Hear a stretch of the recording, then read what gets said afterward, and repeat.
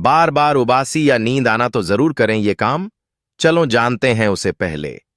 हे माता रानी, जो भी आपके चरणों में लाइक एवं सब्सक्राइब समर्पित करें, कमेंट में जय माता दी लिखे, उसके जीवन में अपार खुशियां भर देना।